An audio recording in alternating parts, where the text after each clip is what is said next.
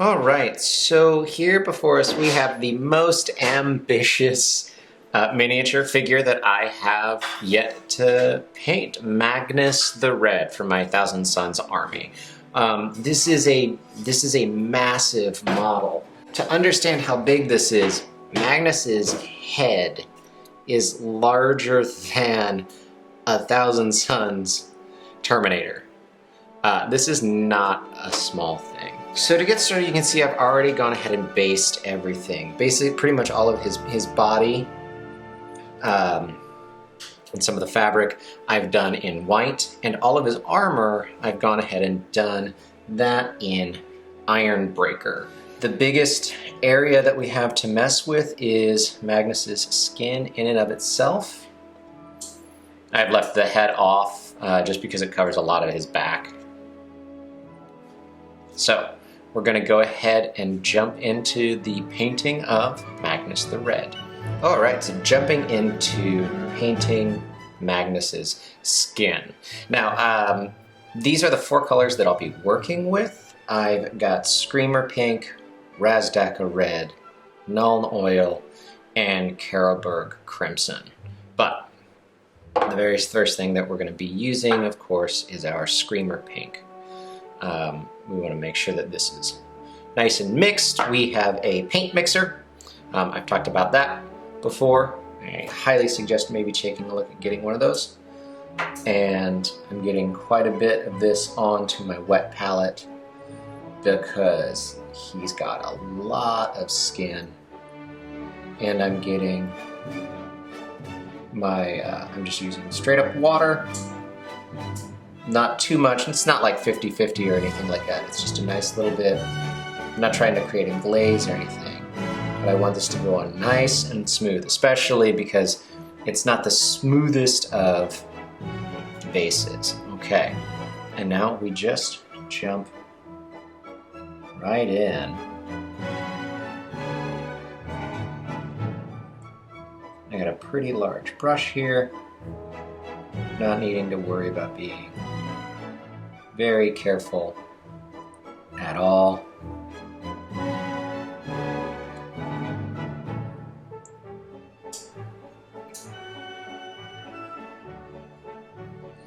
And we're going to cover the entirety of the body, as well as bringing it up into this first little row of these smaller feathers up here. And I'm just feathering out once I get up there.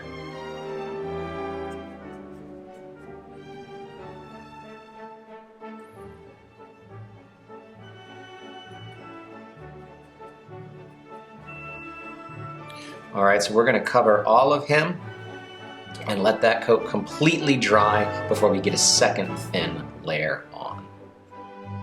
Okay, here we can see our first layer that is dried. It's not super even, right? And it is a pretty dusky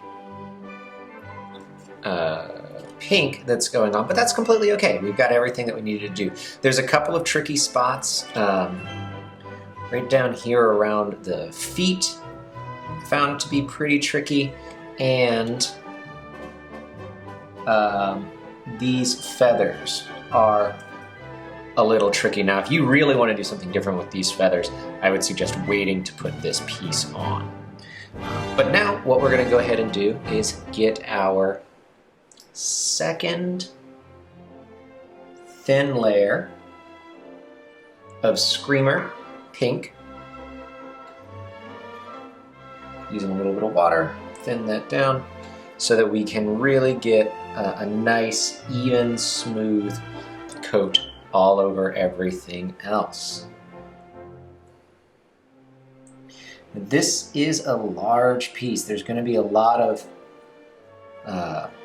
turning it around and moving it around and all that kind of stuff. So just be aware of that, you know. Careful of where you're putting your hand. Don't be afraid to work in sections and take your time. if you're anything like me, a piece this large, the size of it is large, but also like it's just kind of it's a big deal sculpt for me. I've been wanting to work on Magnus for a while, and I finally feel confident enough to do so. So don't be afraid to really take your time and be aware of the control of your paint, where your brush is, where your hand is. All right, let's get this second coat on everything and let it dry and see how it looks. Who knows, we might have to go ahead and go with a third, but we will see.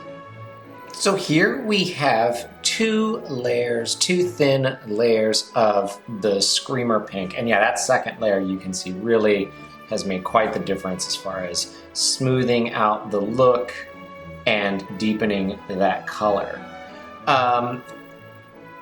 At this point, especially with this white base coat that I chose to go with, because I do want a little bit more of that vibrant pop of color.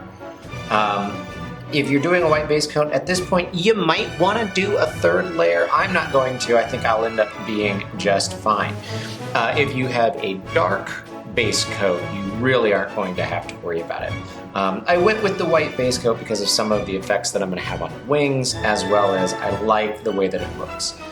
And you can see I also took care of getting those two layers onto the head of Magnus. I don't have this attached yet because of wanting to get in and do the back here, but that head will actually get attached in the next few steps. All right, so moving along, next what we want to have is a layer of Carroburg Crimson. This is our shade. This is the first shade that I'm going to be doing, and this is just going to go in over the entire piece.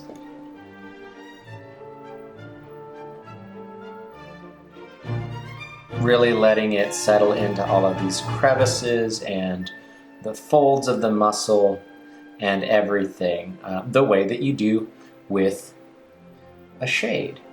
Now you do want to make sure that if it's pooling a little bit too much, you can just use the brush to kind of get that out of there.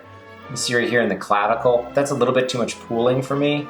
So I'm gonna just dip my brush in and pull some of that out as I go.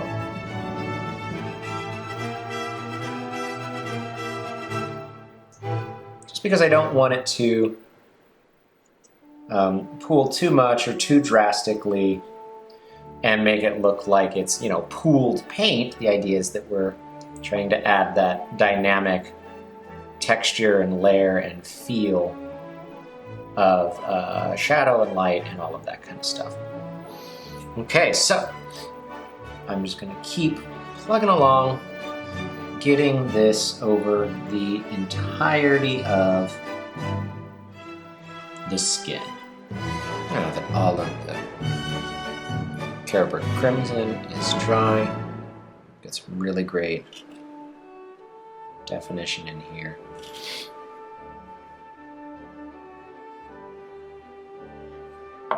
The next thing that we're going to do is take a Nuln Oil, and we're really just going to hit these areas that are going to be shaded. So down under in here, underneath the belt, some of this back muscles.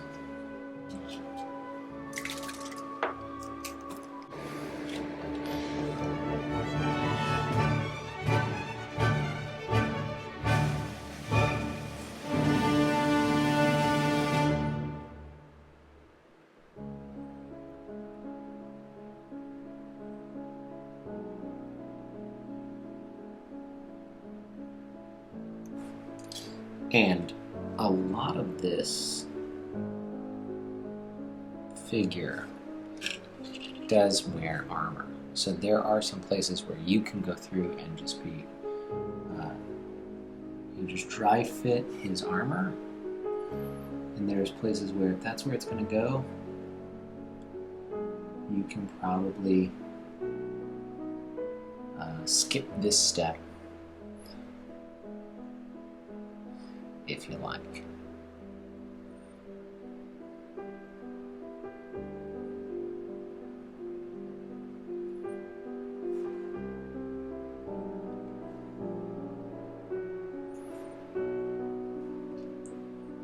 Just my Nuln Oil, I really want to add some of these dynamic shadows in here.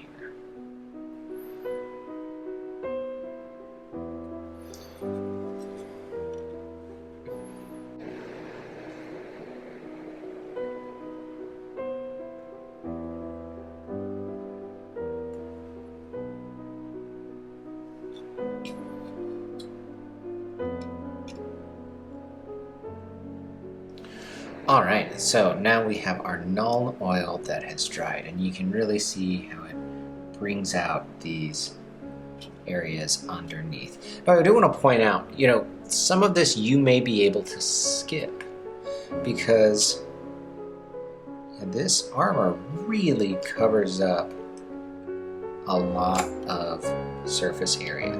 So again, if you're planning on having him fully armored, there's a lot of stuff that you can skip here in the initial painting, and especially this detail stuff. But the sculpt is so beautiful. I really wanted to get in there, even though I know it's going to get covered up.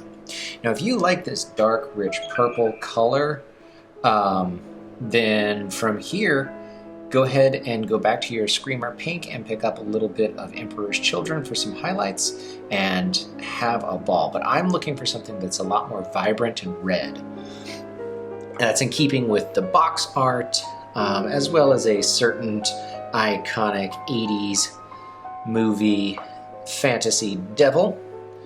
And so what I will now be using is Wazdakka Red.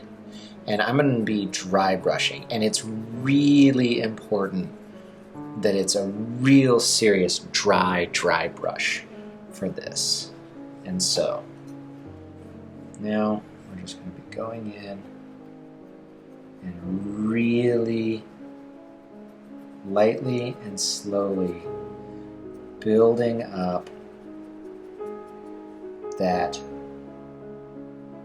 red. I'm getting so much of it off.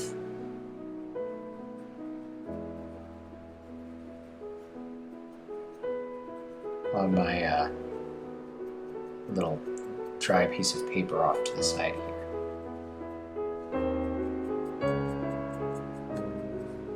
And just building up nice and slow. Really take your time. Be light with the brushes and the strokes.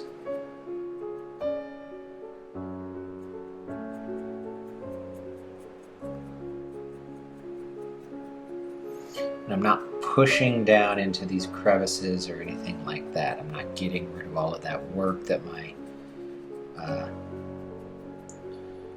has been done. All right. So this is a nice take your time process. You can see the difference between the twos there. Nice, well worked dry brush.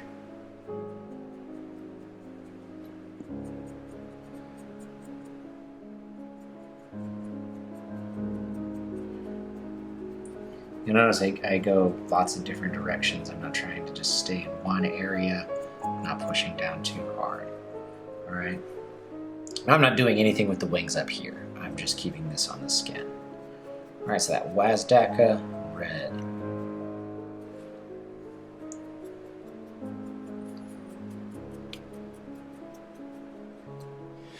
And here we have Magnus the Red. No longer Magnus the Purple, but Magnus the Red.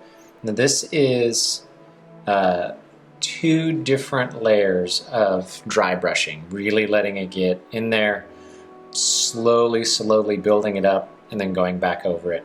And you honestly, you could probably call it closer to three and a half layers of dry brushing, just how kind of slowly we went through layering everything in. Let me go ahead and give you a tip. So As you can see, I kept the head off to work on this. And when you work on Magnus, I would leave the wings off. It's gonna really let getting in there a lot easier. I was able to, you can see I was able to get in there, but it was tough. But it's such, I mean, it's such a gorgeous sculpture that we've got.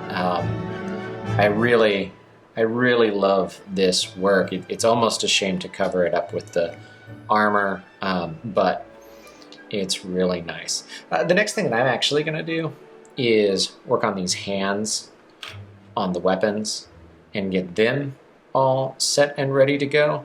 And then after that, we're going to go in and do the last little bit of finishing touches so that the skin of your Magnus the Red will be all finished. Next thing that we want to do is pick up all of these highlights. Now our dry brushing already did a nice job, honestly, on a lot of it. So we're just going to pick up some of the big spots. So I'm using Pink Horror here, getting just a tiny bit on the brush.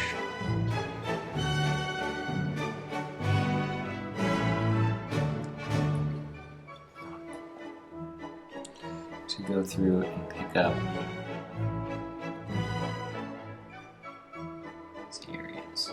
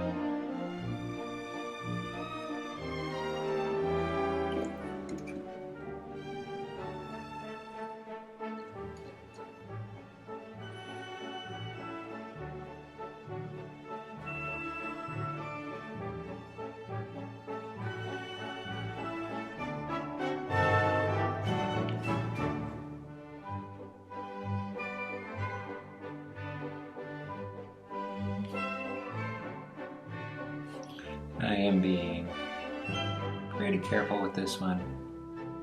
A nice fine detail brush.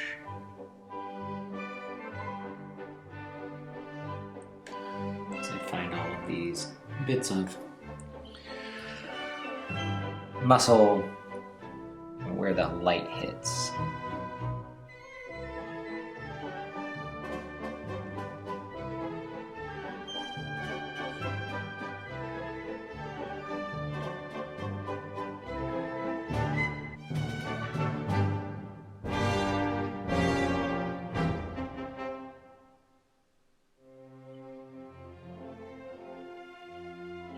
And like I said, you can really follow what the dry brushing is doing for you to really help you find all of those things. So let's go ahead and go through and pick out all of these areas.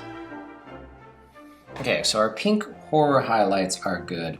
And now before we get into the edge highlights, what I want to do is on the ends of the hands here and on the legs, if you kind of look at what we see of Magnus on the box and all that kind of stuff, he has this nice kind of purple color at the ends. And so for that, we're going to be using the Druchi Violet. And I'm not getting too much on my brush here. I want to have a good amount of control.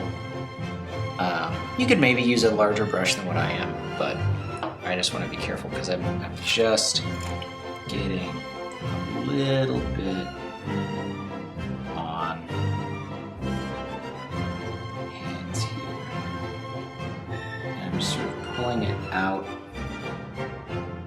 Kind of this like carved scar that we've got on his arm, on his forearm.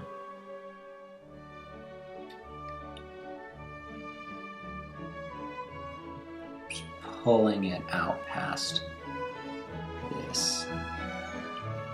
And I'm not worrying too much because I'm going to get some, I'm going to get another color down in there later. So yeah, so I'm going to do this. I'm going to do this for the hand, and I'm also going to do this for the feet down here. And he's got quite a bit of armor that covers these feet, but again, I'm just pulling it up the leg, up underneath where that armor would be.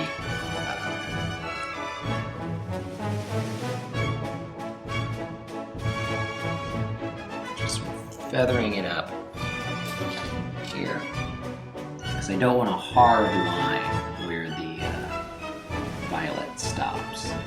It's pooling in these recesses, so I'm just getting my brush down in there to pull it out. I don't want it to pool in there that much. Okay, and then this will dry up and give a really nice purple transition from the hands and feet. And now we're just going to use a little bit of Emperor's Children to do just the last fine highlights, just absolute edge highlighting, and just barely anything on my brush here. So I'm going to get things like the veins in the arm here.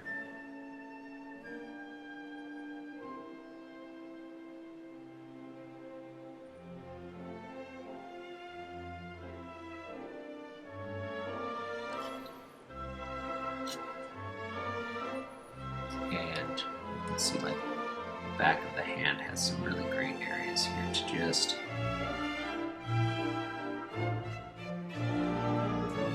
really pick up.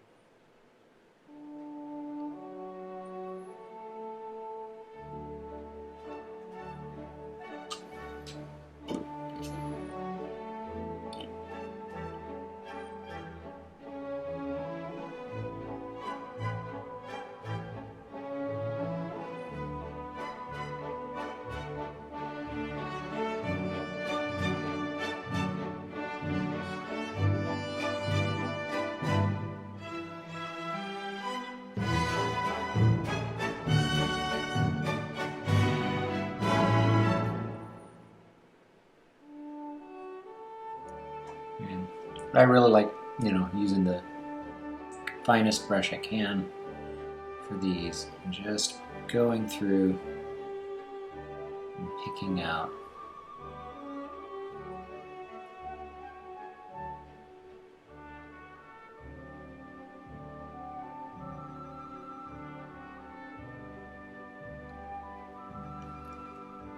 a couple of these spots. You see, I've also been doing the same thing on the face.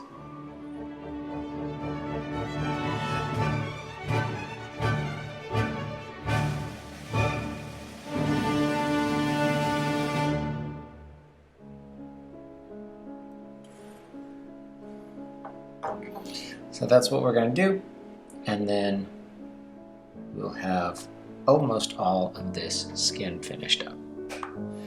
And here you can see the skin almost finished. We've got this really nice gradual fade from the purple into the red.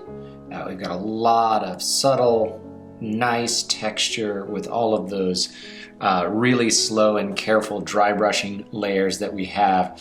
We've got the highlights that are coming through, and then our real nice pops of color from our edge highlighting. The very last thing that you'll really need to do to finish up the skin is attaching the head, but I'm leaving this off for a little while because I still have these horns and his hair to do. It's going to be a lot easier if you leave the head off. And there's also all of these little plugs that we still have to do. So just real quick, to show you what I am going to do to take care of those, I am going in with just a tiny bit of Ironbreaker. And I'm just going to go ahead and pick up all of these little body plugs. Going in with a super fine detail brush just to go ahead and pick these out and get those taken care of. Some of them, the plug is just the tiny little round section, and then some of them, like this larger plug on his chest here, does have the little, I don't know what these are, clamps? Feet? What have you? So we're being nice and careful to go ahead and pick these out. All right, I'm going to take care of all of those plugs and then give them just the slightest, barely there wash of Nuln Oil. And then after that, the skin of Magnus the Red will be complete. A big thanks to all of our patrons, especially to Sean. If you want to support our channel, you can head over to our Patreon page and check out the perks of being a patron. And here we have our completed the skin of Magnus the Red. I really enjoy the look of the fading from this sort of purplish red into the lighter skin tones.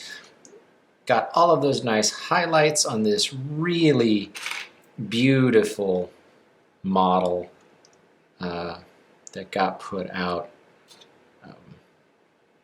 Just so much that is going on with it. And so, and if you remember our little magnet there, so that we have some options.